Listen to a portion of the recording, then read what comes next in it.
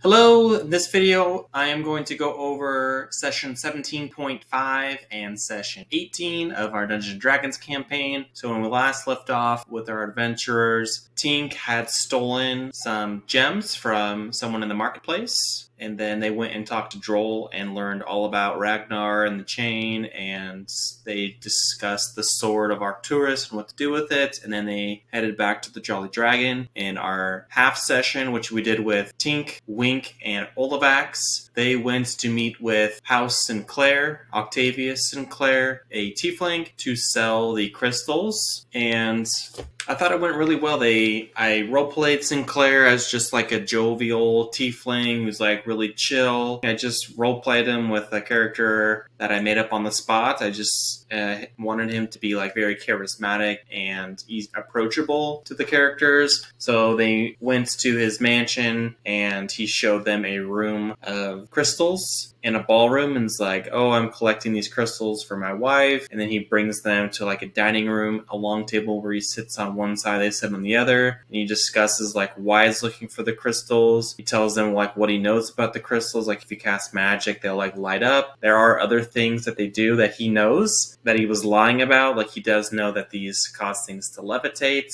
and he's looking for like massive ones, but he is collecting these smaller ones in the meantime, so he can help build his master's fortress, floating fortress of Ragnar. Since Sinclair is a changeling who has killed Octavius Sinclair and is playing as him, so the players end up selling him like 140 pounds worth of their 500 pounds of crystals, and he pays them 10 gold pieces per pound. And then he's like, I'm more interested in how you guys got to the Fey Realm and got back. And he's like, I know that you guys went into this mine and that you didn't come back out, but I don't know like where or like what, but I have some leads and I'm looking into those leads, and I really want to pay you guys to give me the information so I can just go in and get it. But if you don't, that's fine, whatever. If you have more crystals, let me buy them. And so they left, and that was basically the half session. Next session, the players then discussed for like an hour long what to do with Sinclair. What should they like wanted to get like a percentage of the amount of crystals or the amount of money that he brought. And then Wink, like halfway through the discussion, was like, oh, what if I just like go with as a guide, and then I'll meet you guys in LaBelle? Like hopefully I can do it quickly and meet you guys. And they're like, what? They're kind of like questioning like, do you not want to play with us anymore type thing. And I think that Spencer, the person who plays Wink, was just like, this is something that interests my character and it sounds really fun.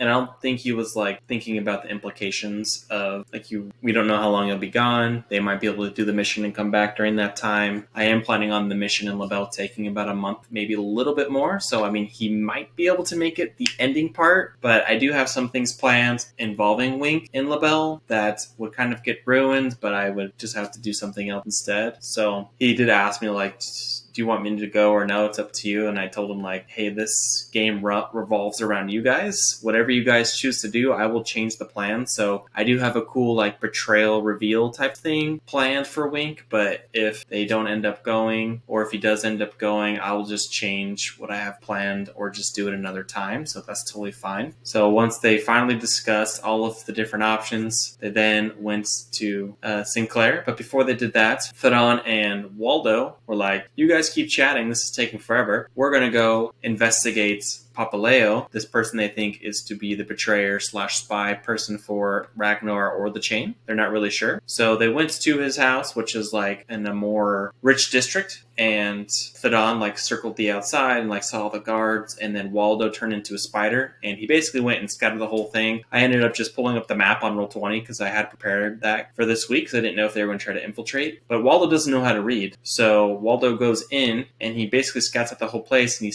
casts Detect Magic. So he's able to see some magic doors, some magic books and scrolls, and he does see the head of the house and they're reading. So he waits in that room for like 30 minutes and nothing happens. So he ends up just leaving and like reporting everything back to Thadon. So then as they walk up to Sinclair's house, Waldo's telling Thadon basically the layout, how many people work there, where the guards were stationed, things like that, so they can potentially go back. And then when they met with Sinclair, again, he was very charismatic, very jovial towards them, and very nice, and like, oh yeah, come on in. I then had to kind of give a recap of the session prior, just so we could kind of know the state of the house and what it looked like and things like that. So, and then Wink, who was there at the beginning half of the session, had to go, so he wasn't there. So they couldn't really like negotiate how much his guiding would cost if he were to go with them. So Thadon sold some of his crystals to the guy, and he was buying it. And the reason why he's buying all of the crystals is because he doesn't want anyone to be able to use these crystals to make things float, to basically like combat their floating island that they're prepping. So that's why he's buying all of them. His budget to get all of these crystals transported was 100,000 gold pieces. So he's getting this basically for like a third of the price when all is said and done and everything's transported. So that was the whole plan from the get-go. It's gotten a little bit more complicated since the players have had a bigger role in that section happening, which is supposed to happen behind the scenes, but they just happen to stumble into that. So the story is kind of morphed to fit that plot trail. So the biggest thing that happened was they ended up selling the information to House Sinclair for 8,000 gold pieces. They sold basically every single thing that they learned about the Feywild. The only thing that was left out was that the Sword of Arcturus was in the chamber. Everything else was told. Where it is, everything that they met, a map of everything, how much time, things that they learned about, things like that. And I also had a Warforged all souped up in the room, which is a nod to Ragnar as well, because this is one of the Immaculates. There are 20 of these Warforged built, and they're like super high tech, super strong. They're like level like 14 or 15, so they're very, very powerful. And I had it in the room, like listening and learning, as well as they're eventually going to learn that Sinclair is backing Ragnar in some way, but they have no suspicion because this person is against House Papaleo as far as like the chain goes. So they're like, oh, he's clean. So only Thadon is sus of Sinclair, but no one else believes him, so no harm, no foul for me. And we ended with them leaving, and they all wanted to do some shopping, so I had them text me everything.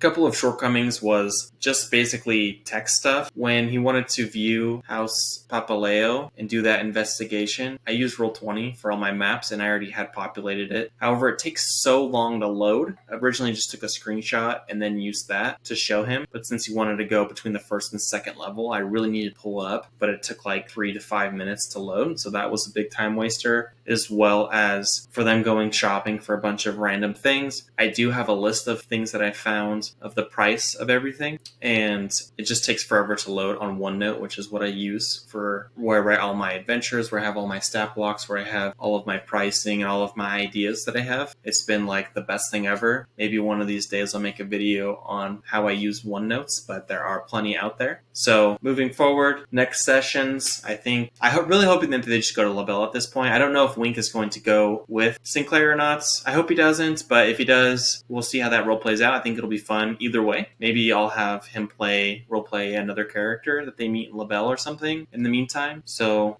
yeah, I think after the session as well, we talked about the characters and how they're liking it and ways that I can do better. Again, I'm always trying to ask for feedback on how we can make the game more fun. Now that they mentioned that they hadn't had a combat in a while, I'm working on that. The second they get to LaBelle, that they will have a combat and everything will be a little bit more structured. But since they're just walking around the city of Alloway, I really don't have anything for them to encounter because I want them to leave. And I feel like if I have any like plot hooks or random encounters here, it'll make them want to stay even longer. So I'm really trying to go against that. But yeah, so next session, stay tuned. We'll see what happens. Hopefully they go to LaBelle at this point. If not, maybe they'll break in and investigate House Papaleo a bit further and learn some information about him, see if they can find any dirt on him or not. But stay tuned till the next one, and we'll see you next time. Get out of here. Have a great rest of your week. Bye-bye.